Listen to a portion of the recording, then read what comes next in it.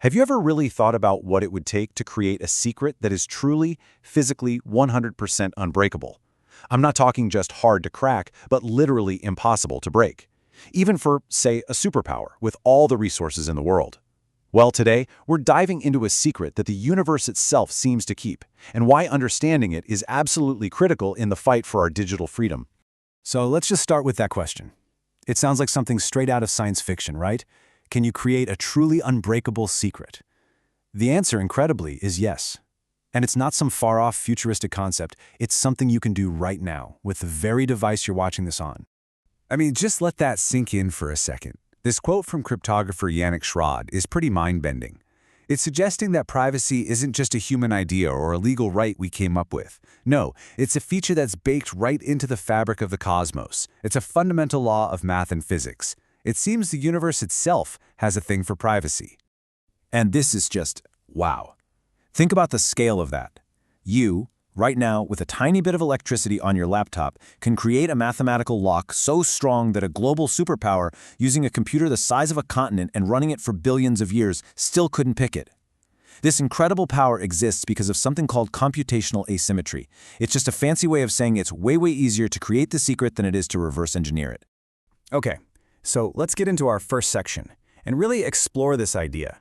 Because the key thing to understand is that we didn't invent this ability to keep secrets. We just found it. It was a law of nature, just waiting there for us to discover. And this is the perfect way to think about it. The science behind nuclear energy, E equals mc squared, it existed long before we ever built a reactor. It was just a property of reality. Well, it's the same thing with encryption. The mathematical laws that make these unbreakable secrets possible have always been there. We just figured out how to harness them. Okay, so if we have this amazing, universe-given tool for perfect privacy, why does it feel like we have less privacy now than at any point in human history? That is a great question. And it brings us to the economic engine that powers, well, basically the entire modern internet. And you really should ask yourself this. Why can you use these incredibly powerful social media sites, search engines, AI tools, and not pay a single penny? I mean, companies spend trillions building these things. So what's the real price we're paying for free? Well, the answer has a name. It was coined by former Harvard professor Shoshana Zuboff: surveillance capitalism. It's a whole new kind of economy that isn't built on selling you a product. It's built on collecting massive, unbelievable amounts of data about you. So here's how the business model works. Every click, every like, every message, every place you go, it's all recorded. All that data is fed into algorithms to build a predictive model of you, to figure out what you're going to do next. Then, that prediction is sold to advertisers. And in the more sophisticated versions, it's used to subtly nudge and influence your behavior. It's the old saying, right? If you're not paying for the product, you are the product. So this economic model has basically created this constant, relentless battle for our personal data. And this isn't some abstract fight happening in the cloud. The battlefield is the device right there in your pocket. So, here's the good news. That amazing universe-level encryption we were talking about, it works. It's solid. The end-to-end encryption in apps like Signal is, for all practical purposes, unbreakable. The message itself is like a perfect vault while it's flying across the internet. But, and this is a huge but, the bad guys know this. They've pretty much given up trying to break the encryption in transit. So what do instead?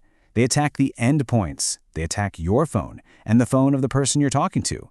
Because if they could hack your device, the encryption doesn't matter one bit. They can just read the message before you encrypt it or after you decrypt it. And the battlefield isn't just a technical one. It's also a legal one. And in this case, this is a perfect example of the risk. So you have developers who create an open source tool for privacy. A bad actor, in this case North Korea, uses it. What happens? The government doesn't just go after the criminals. They sanction the software itself and then arrest one of the American developers for writing code. This sends a massive, chilling message to anyone trying to build tools that protect our privacy. So given all that, what's the next step? If our data is vulnerable when we're actually using it, how do we protect it not just when it's being sent, but while it's actively being processed by a computer?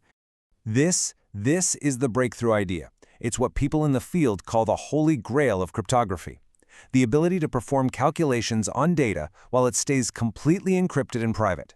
Imagine a world where you could analyze sensitive medical records to find a cure for a disease without ever having to decrypt and expose anyone's personal health information.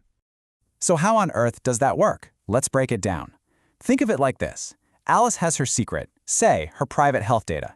She puts it in a box and locks it. She sends the locked box to Bob. Bob has his secret, a proprietary algorithm for disease research. He then, somehow, applies his secret formula to the outside of the locked box, which magically changes what's inside, but he never sees it. The result is something new and useful, but Alice's secret and Bob's secret both stay completely private the entire time. It's amazing. So this powerful new technology, combined with the intense pressure of surveillance capitalism, puts all of us at a massive fork in the road. And the choices we make, like right now, are going to define our digital world for a very long time. And this slide just lays out the two paths so clearly. On one side, you have the surveillance future. Think government-controlled digital money that can be turned off at a moment's notice, mass scanning of all private messages, automated systems that use your data to punish or reward you. It's a future where data is a tool for control.